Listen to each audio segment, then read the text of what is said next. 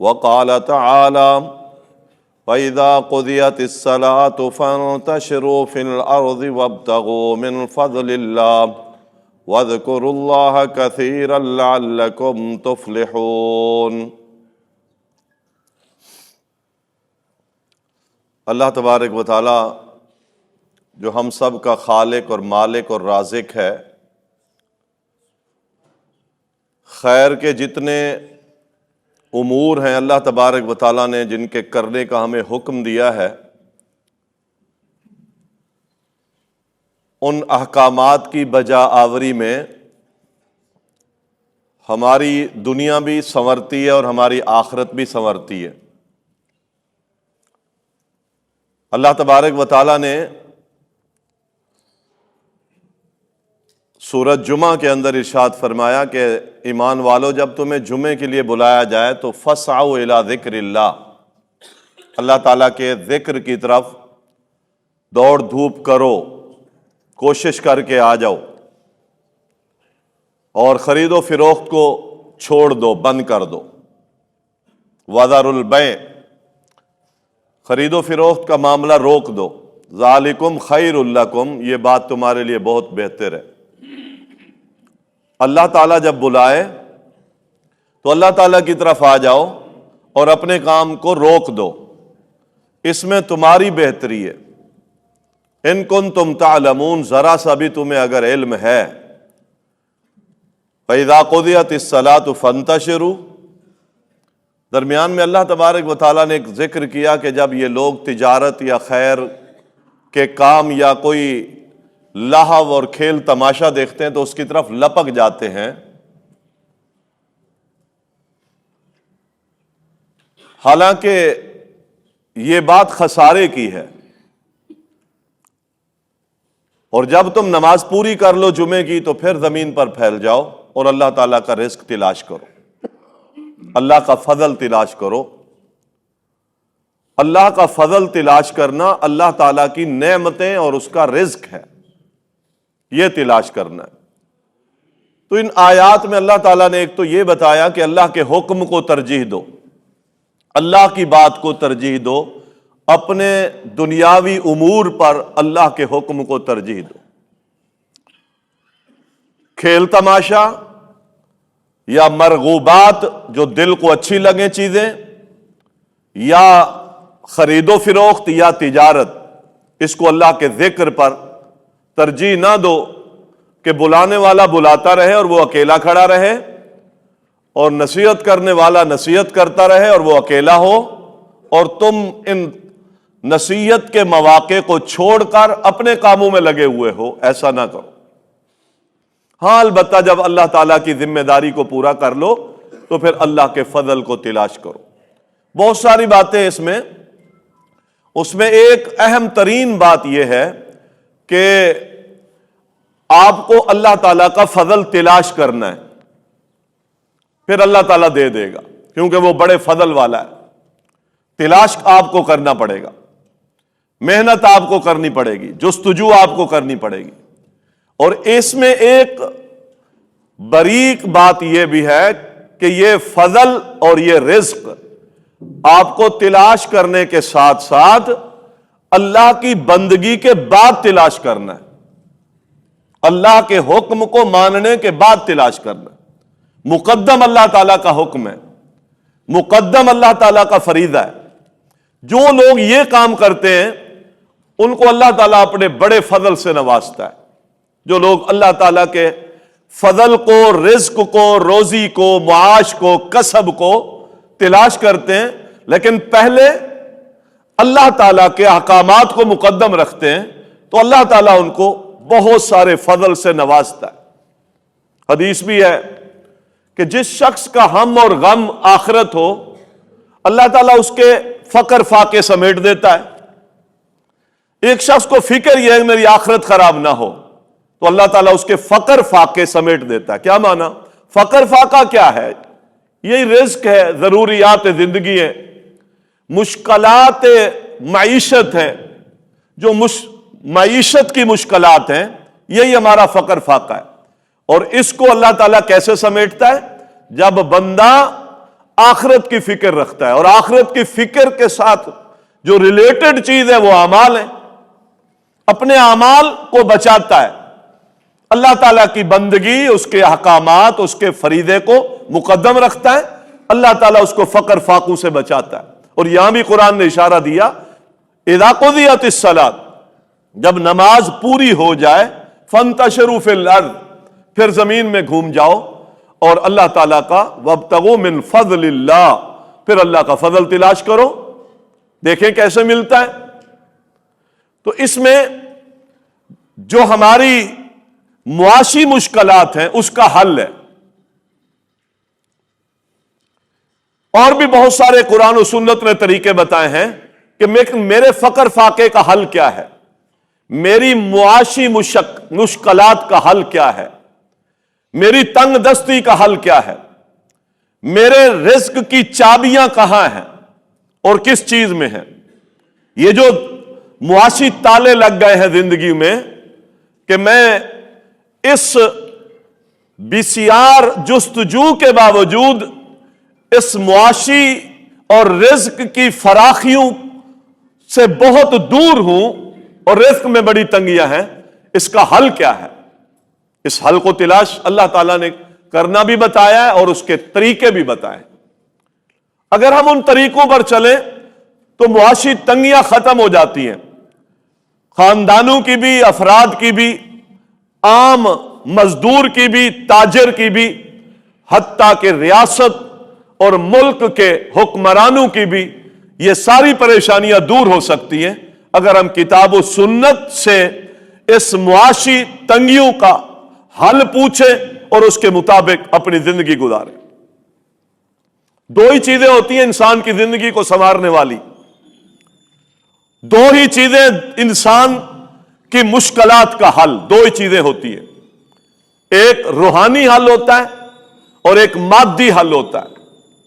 روحانی حل اور مادی حل، آپ کے پاس مال ہے، دولت ہے، آپ کی مشکلات ختم ہو جائیں گی، آپ اپنی پریشانیاں، آپ اپنا علاج کرا سکتے ہیں، آپ اپنی بھوک کو ختم کر سکتے ہیں، آپ اپنے بدن کو کپڑے مہیا کر سکتے ہیں، آپ اپنی اولاد کو فراخی کے ساتھ کھلا پلا سکتے ہیں، آپ پڑھا سکتے ہیں، یہ مادی چیزیں ہیں۔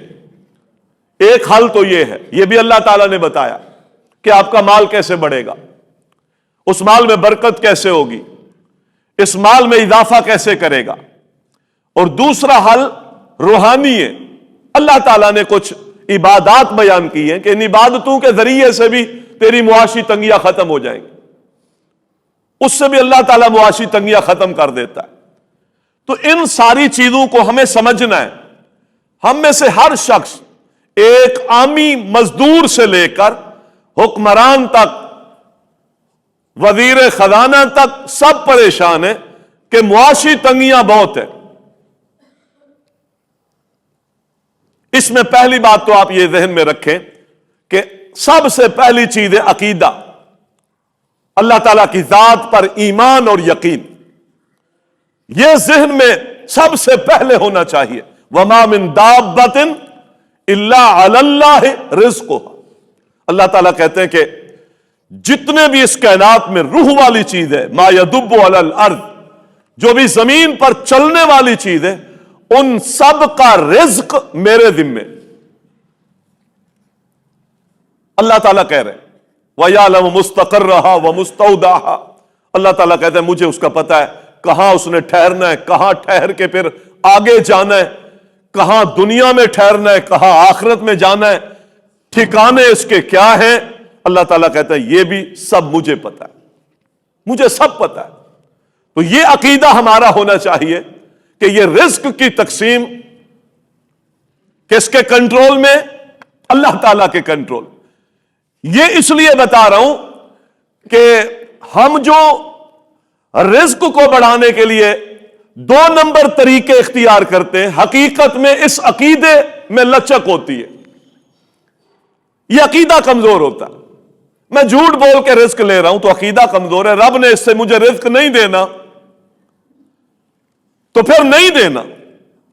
اب میرا عقیدہ یہ اگر پختہ ہو تو میں جھوٹ نہ بولوں کہ ملنا ہے تو پھر ملنا ہے، آنا ہے تو پھر آنا ہے، پھر ملاوٹ کر کے میں بڑھا رہا ہوں تو اللہ کے ہاتھ میں بڑھانا یا کم کرنا. تو عقیدے کی پختگی رزق کے بارے بہت ضروری ہے، ورنہ میں بکھر جاؤں گا. اور آپ یہ یاد رکھیں، اس عقیدے کی پختگی پر جو آپ نے رزق کمایا ہے، آپ کا سارے دین کی بنیاد اسی پر کھڑی ہے. اگر آپ نے اس پختگی پر رزق نہیں کمایا، روزی تلاش نہیں کی، بہہ گیا انسان جھوٹ میں، رشوت میں، سود خوری میں، ملاوٹ میں، غلط بیانی میں، چشم پوشی کر کے دین سے، غفلت کر کے عبادت سے، جمعے چھوڑ کے، نمازیں چھوڑ کے، بے ایمانیاں کر کے بہہ گیا نا اس میں، اس کے دین کی ساری بنیاد گر گئی. پڑھتا رہے نمازیں، پڑھتا رہے تہجدیں، کچھ نہیں ہے. نہ عبادتیں باقی ہیں، حتیٰ کہ انسانیت بھی باقی نہیں رہتی. دو ہی چیز ہے نا، ایک عبادت ہے اللہ کی اور ایک انسانیت ہے.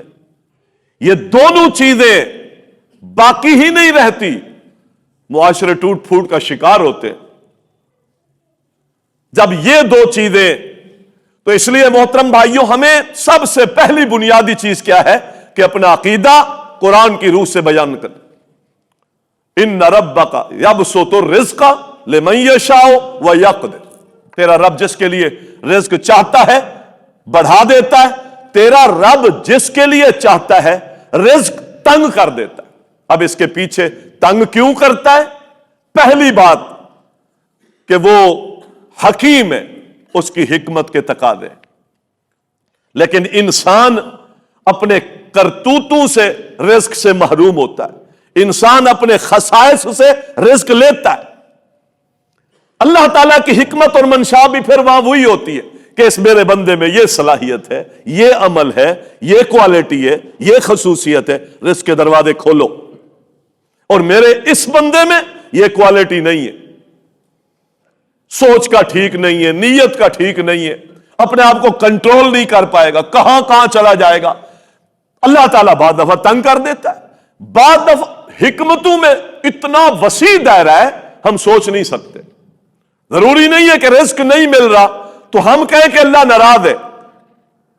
ضروری نہیں ہے کہ رزق مل رہا ہے تو اللہ اس پہ خوش ہے. اس کی حکمت ہے، اس کو بھی سمجھنا چاہیے. مثلا اللہ تعالیٰ اپنے محمد صلی اللہ علیہ وسلم سے فرماتے ہیں کہ وَلَا تُعْجِبْكَ أَمْوَالُهُمْ وَأَوْلَادُهُمْ. کافروں کو ہم نے بڑے مال بھی دیے، اپنی اولادیں بھی، ان کو اولادیں بھی دیے. وَلَا يَغْرُرْكَ تَقَلُّبُهُمْ فِي الْبِلَادِ. اتنا مال ہے کہ پوری دنیا گھومتے، مستیاں کرتے، کبھی کہاں ہوتے کبھی کہاں ہوتے.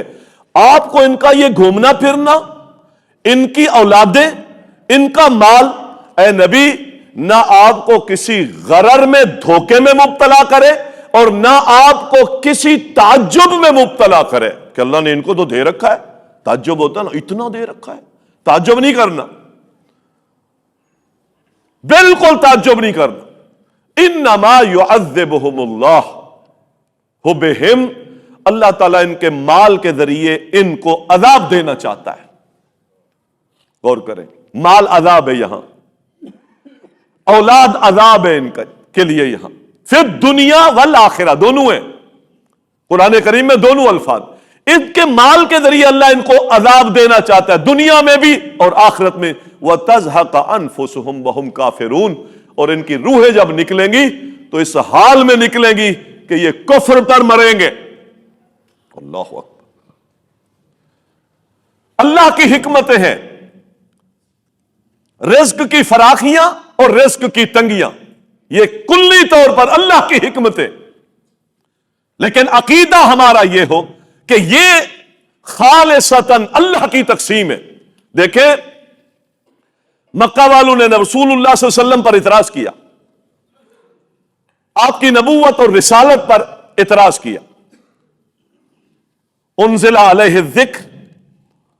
کیا یہ بتاؤ کہ یہ قرآن اس محمد صلی اللہ علیہ وسلم پر اترنا تھا؟ اللہ نے ان کو دینا تھا یہ قرآن، نبوت ان کو دینی تھی؟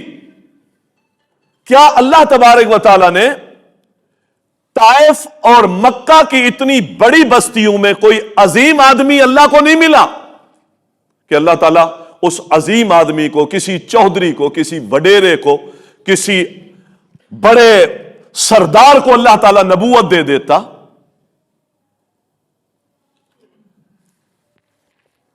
اللہ تبارک و تعالیٰ نے اس کا جواب دیا، نبوت اللہ کی تقسیم ہے اور نبوت اللہ کی رحمت ہے۔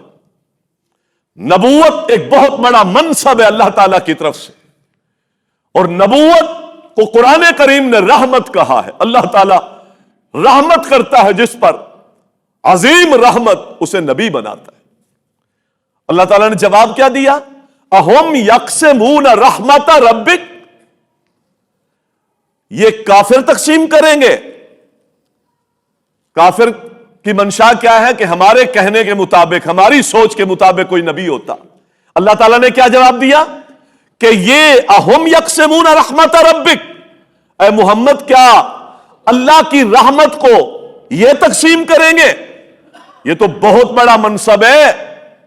نحن قسمنا بینہم معیشتہم، ان کے روزی رزق، معیشت کے جتنے امور ہیں، رزق کے جتنے معاملات ہیں، اللہ کہتا ہے وہ بھی میں خود تقسیم کرتا ہوں۔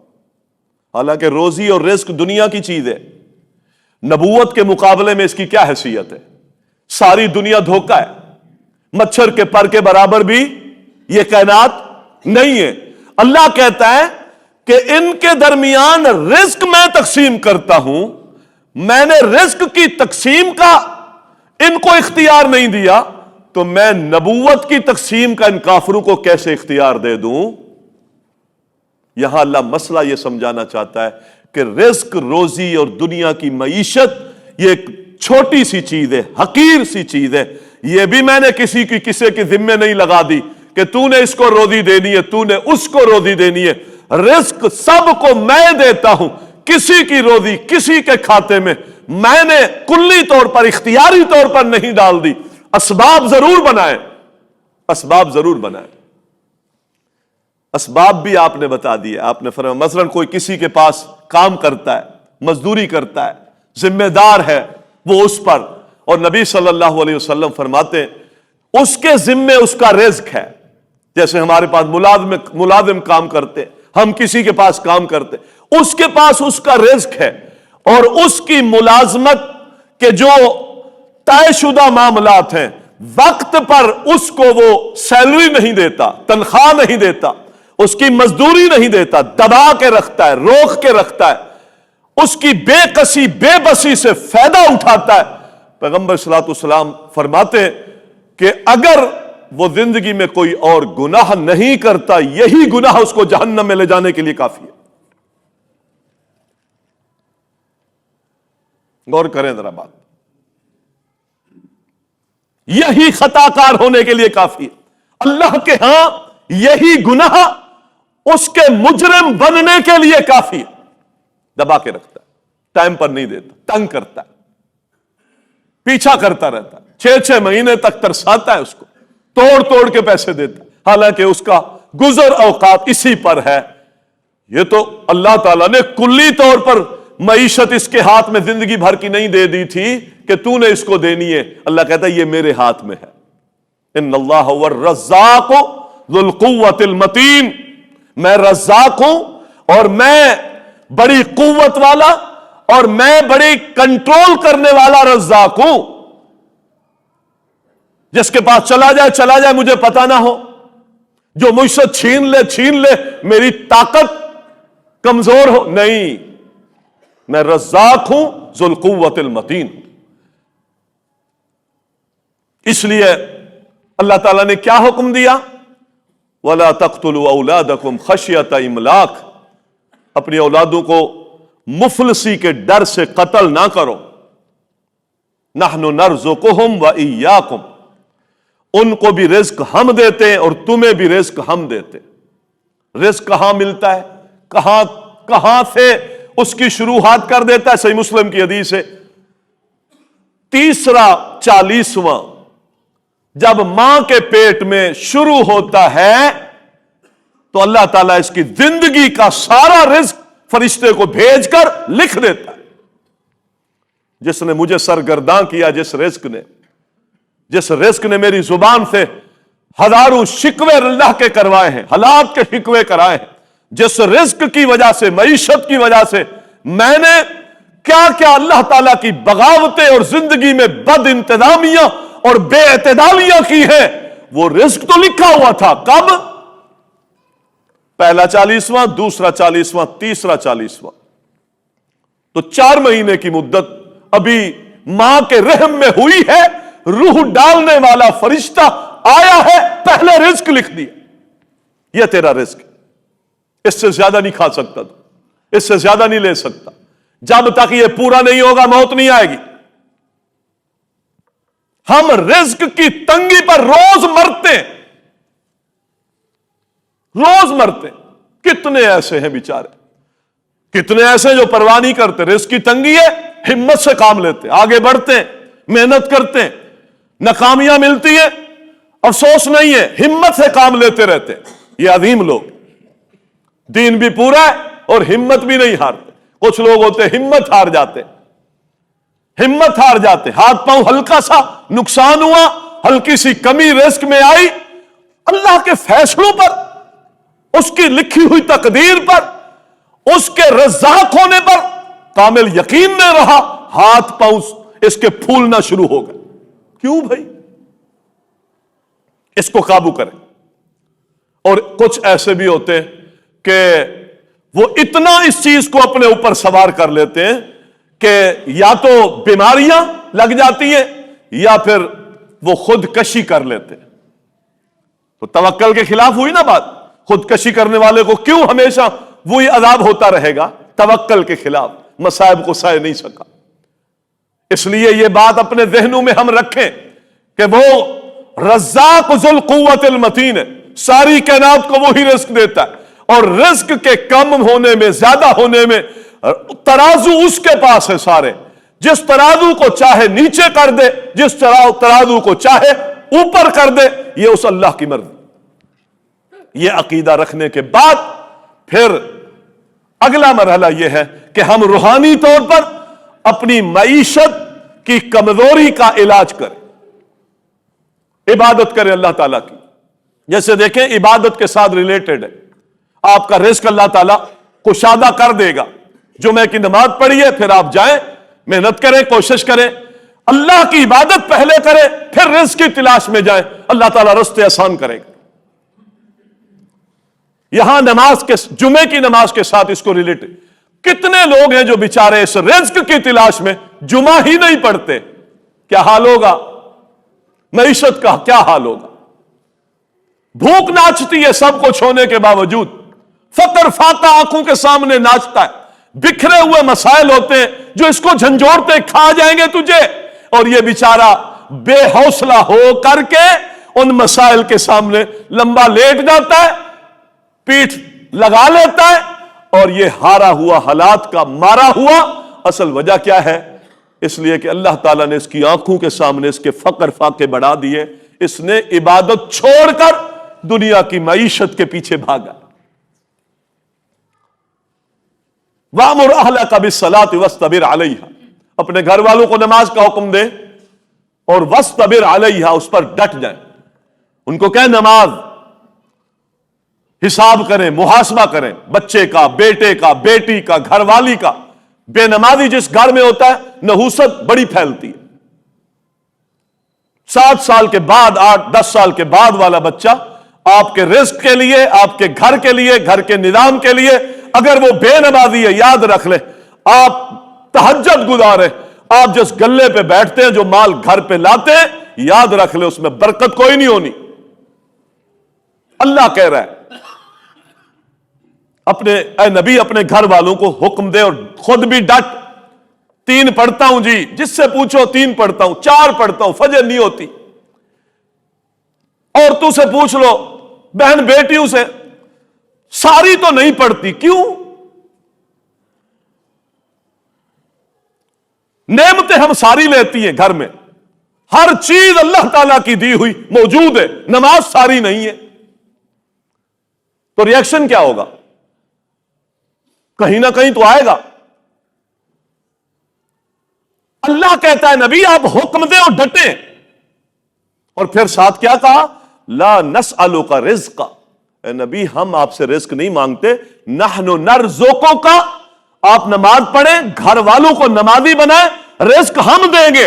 اہل علم نے کہا ہے اللہ تعالیٰ نے یہاں رزق کی فراخی کو جوڑا ہے سجدوں کے ساتھ، نماز کے ساتھ. گھر میں اگر سارے با نماز ہیں، جماعت سے پڑھنے والے، گھر کے اندر افراد، تو اللہ تعالیٰ ان کے رزق میں اس نماز کی برکت سے اضافے کر دیتے. ایسا عمل ہے. تو روحانی علاج بھی کریں نا.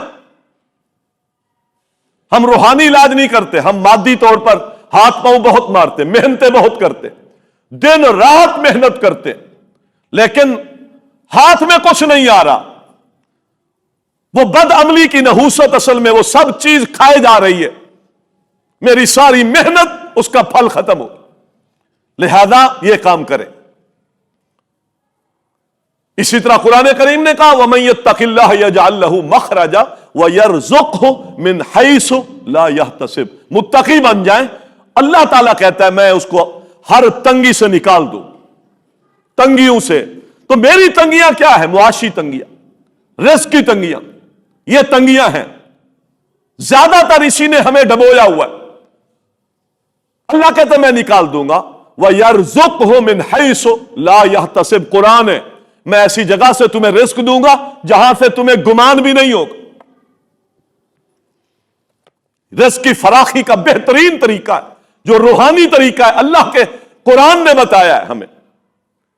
کتنا بہترین نسخہ ہے کہ آپ تقوی کے ساتھ اپنی زندگی گزاریں، اللہ تعالیٰ تمہیں رزق عطا کرے. توکل کریں اللہ تعالیٰ کی ذات پر. اور اللہ کا ایک نام رب ہے. رب ہمیں پتہ ہی نہیں رب کس کو کہتے ہیں. قرآن کریم کو اگر آپ پڑھیں کوئی 900 دفعہ اللہ تعالیٰ نے قرآن کریم میں لفظ رب استعمال کیا. رب کس کو کہتے ہیں؟ اس میں بڑی انسیت ہے. میرا رب ہے نا، میرا رب مجھے پالنے والا، زندگی کے سارے معاملات میں، تربیت میں، نشو نما میں، سارے امور میں میرے ساتھ انسیت سے پیش آنے والا، اس کو رب کہتے ہیں. اور آپ دیکھیں رزق کے اندر مشکلات کے اندر انبیاء نے، موسیٰ علیہ السلام نے، رسول اللہ صلی اللہ علیہ وسلم نے، اور بھی بہت ساری جگہوں پر لفظ رب استعمال ہوا ہے. جب بھی تنگی میں پھنس گئے، یا رب یا رب. پھنسی ہوئی تھی قوم سمندر کے باہر کنارے پر، پیچھے فرعون آ رہا تھا. موسیٰ علیہ السلام نے کیا کہا؟ انما یا ربی. اس رب کو تو پہچانے جو رب آپ کی نشو نما کرتا ہے، جو رزق دیتا ہے، جو آپ کے تھوڑے کو زیادہ کرتا ہے، جو آپ کی تنگی کو ختم کرتا ہے، یہ رب ہے. اور یہاں کیا لفظ استعمال کیا موسیٰ علیہ السلام نے؟ انما یا ربی، میرا رب میرے ساتھ ہے، سیہدینی، کوئی رستہ نکالے گا. اور اللہ نے رستہ نکال دیا، سمندر میں رستے بن گئے. میرا مسئلہ کوئی بڑا اس سے؟ سمندر میں رستے بنے. تو اپنے رب کو رب کے نام پر پکاریں. یہ بھی روحانی طریقہ ہے. آپ کا رزق انشاءاللہ فراخ ہو جائے گا، آپ کی تنگی انشاءاللہ ختم ہو جائے گی، آپ کے گھر کی بیماری اللہ کے فضل سے ختم ہو جائے گی، آپ کے حالات انشاءاللہ تعالیٰ سدھر جائیں گے، آپ کے گھر کی نچاکیاں وہ بہتر ہو جائیں گے، آپ کی خالی گود اللہ تعالیٰ بھر دے گا، نیک نرینہ اولاد عطا کرے. یہی مسائل ہیں نا میرے. یا رب یا رب. وہاں کہاں مصر سے بھاگے ہوئے مدین کے کنویں میں پہنچے، بچیوں کو پانی وہاں پلا دیا ان کی بکریوں کو، اور فتولی الی الشجرہ، درخت کے نیچے مڑ کر اس کے سائے پہ بیٹھے اور کیا کہنے لگے؟ رب بما انزلت الی من خیر فقیر. اللہ تو میری طرف جو کچھ بھی نازل کرے، رب بما انزلت الی من خیر، بھلائی میں سے جو کچھ بھی تو نازل کرے، میں ساری بھلائیوں کا محتاج ہوں، کچھ بھی نہیں ہے میرے پاس. روٹی نہیں ہے، کپڑا نہیں ہے.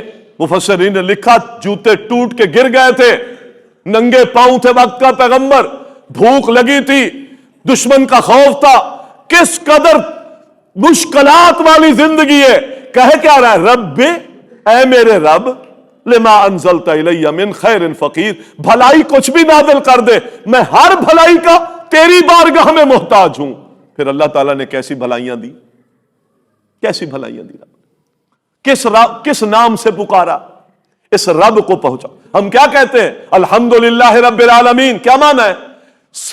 تمام تعریفیں اس کے لیے ہیں جو ساری کائنات کو پالنے والا ہے۔ تو مجھے کیوں نہیں پالے گا؟ میری تنگیاں کیوں نہیں دور کرے گا؟